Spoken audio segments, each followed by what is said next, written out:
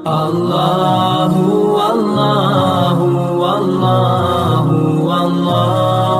اللہ اللہ اللہ۔ السلام علیکم ورحمۃ اللہ وبرکاتہ۔ بسم اللہ الرحمن الرحیم۔ معزز ناظرین، ہمارے سامنے ایک مسئلہ ہے امامت کے متعلق۔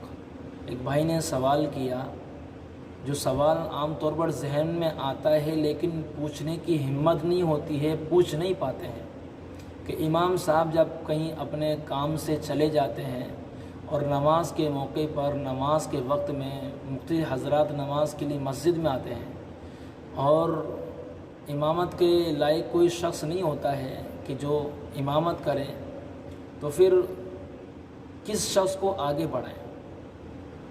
بعض لوگ اس میں ایسے ہوتے ہیں جن کے چہرے پر داڑھی ہوتی ہے، نماز کے مسائل سے واقف ہوتے ہیں، کچھ تھوڑا سا قرآن پاک اس کو یاد ہے، پڑھنا جانتے ہیں۔ بعض لوگ ایسے ہوتے ہیں جنہیں قرآن پاک پڑھنا بھی آتا ہے، مسائل سے واقف بھی ہیں، لیکن داڑھی نہیں ہے چہرے پر۔ بعض لوگ ایسے ہوتے ہیں جن کے چہرے پر داڑھی بھی ہوتی ہے، قرآن کے صورتیں قرآن یاد ہیں، لیکن وہ گناہ کبیرہ کے اندر ملوث ہیں۔ تو ان تینوں میں سے کون شخص کو امامت کے لیے آگے کیا جائے، کس کو امام بنایا جائے؟ یہ سوال کیا ہمارے ایک بھائی نے۔ حضرات ناظرین، تو اس بات کو دھیان سے توجہ سے سنیں۔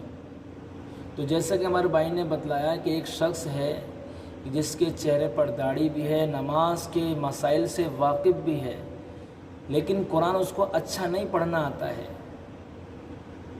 اور دوسرا وہ شخص ہے جس کے چہرے پر داڑھی نہیں ہے لیکن قرآن اچھا پڑھنا آتا ہے، نماز کے موٹے موٹے مسائل یاد ہیں۔ تو ان دونوں میں سے اس شخص کو آگے کیا جائے گا جس کے چہرے پر داڑھی ہوگی، نماز کے موٹے موٹے مسائل یاد ہوں گے، چاہے اس کو اچھا قرآن نہیں پڑھنا آتا ہو، لیکن اتنا تو ہونا چاہیے کہ معنی بدل نہ جائے، لحن جلی نہ ہو جائے۔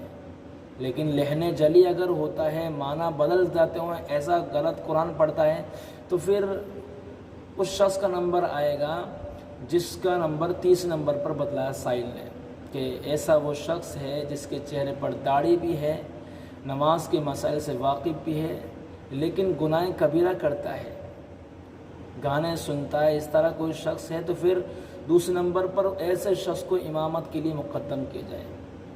لیکن ایسا شخص اگر نہیں ہے کوئی، تو پھر ایسے شخص کو امام بنائیں جس کے چہرے پر داڑھی نہیں ہے لیکن اس کو قرآن اچھا یاد ہے، اچھا قرآن پڑھتا ہے، نماز کے موٹے موٹے مسائل واقف ہیں، تو پھر داڑھی کٹے کو امام بنا دیا جائے۔ چونکہ داڑھی کٹے کو امام بنانے سے نماز ہو تو جائے گی لیکن مکروہ تحریمی کے ساتھ بھی ہوگی، گناہ تو ہوگا لیکن جماعت کا اور ثواب ملے گا اور نماز ہو جائے گی۔ لیکن کسی شخص قرآن ہی غلط پڑھ رہا ہے، قرآن ہی خراب پڑھ رہا ہے، جس سے معنی بدل جاتے ہیں، تو نماز خراب ہو جائے گی، فاسد ہو جائے گی، نماز ہوئے گی نہیں۔ اس لیے تو اس شخص کو آگے بڑھائیں جس کو قرآن یاد ہو، چہرے پر داڑھی ہو، سنتی لباس اور نماز کے موٹے موٹے مسائل سے واقف ہو، تو اس کو امام بنایا جائے۔ ایسا اگر کوئی نہیں ہے تو پھر ایسے شخص کو امام بنائے جس نے داڑھی کٹوا رکھی ہو، تو پھر دوسرا نمبر اس شخص کا بعد میں نمبر آتا ہے۔ تو امید ہے کہ حضرات کو یہ ویڈیو اچھی لگی ہوگی، آپ اس کو لوگوں کو بتلائیں، زیادہ سے زیادہ شیئر کریں اور کمنٹس باکس میں لکھ کر بتلائیں کہ یہ معلومات کتنی اہم ہے اور کتنی ضروری ہے۔ السلام علیکم ورحمۃ اللہ وبرکاتہ۔